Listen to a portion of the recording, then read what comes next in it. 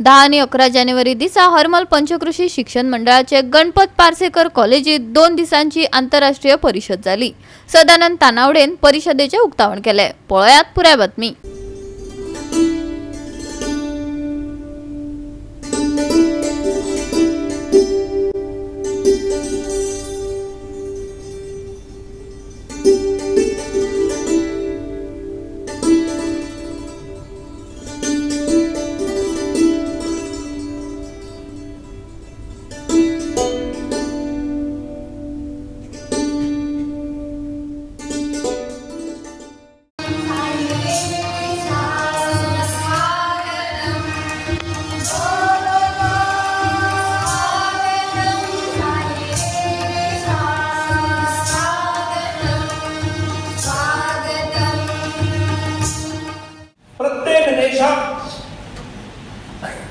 चे वडपण जर वाढून जाय तर तिथली एज्युकेशन सिस्टीम ही खूप महत्वाची असता आणि म्हणून आजचो इंटरनॅशनल कॉन्फरन्स जेतून आम्ही देशभरातले आणि देशा भायले स्कॉलर्स हाडलेले असतात।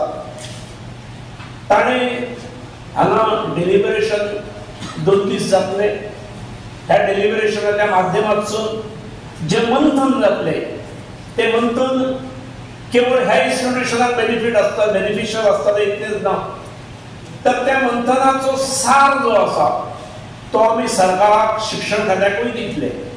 तुम्ही जे वेगळ्या वेगळ्या भागांसून आयिल्ले आसा, वेगळ्या वेगळ्या राज्यांसून आयिल्ले आसात, तांकांय त्याचा बेनिफिट निश्चित जातलो। कारण वेळेचा विचार जर केला असेल पण केवळ सकाळी 8 ला यायचं दुपारी 2 ला जायचं असं जर ठरवलं असेल तर पुढची संस्था किंवा पुढची शाळा ही वरती येऊ शकत नाही। त्याच्यामध्ये बिसाइड वर्किंग अवर्स ज्या पद्धतीचे एक्स्ट्रा क्लासेस असेल किंवा ती मुलं, कारण बऱ्याच जण वाटतं की मास पासिंग 8वी पर्यंत सर्वांना पास करून सोडायचं असं बऱ्याच टीचरांना वाटतं, पण ही संस्था त्याला अपवाद आहे। ग्रामीण भागातले विद्यार्थी असून सुद्धा एक क्वालिटी रिझल्ट देणं हे सुद्धा या संस्थेमध्ये होत आहे।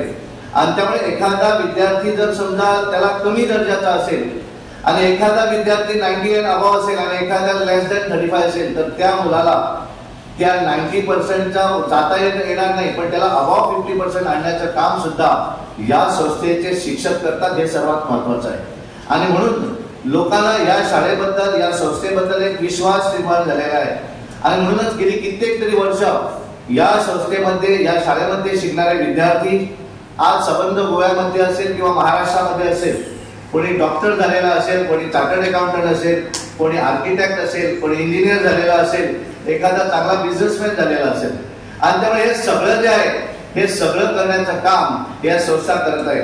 Share your insights and collectively work towards a future where quality education is not a privilege but a universal reality.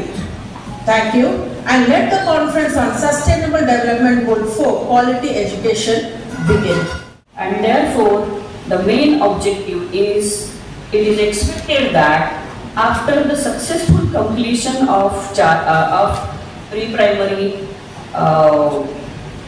education, the child should be able to read, write and solve simple arithmetic problems. And therefore, now the structure has been changed in our NP 2020 from 10+2 to 5+3+3+4 that we all know. Goa 365 खातीर संदीप कामुलकार, मनीषा जाधव आणि सानिका नागवेकर।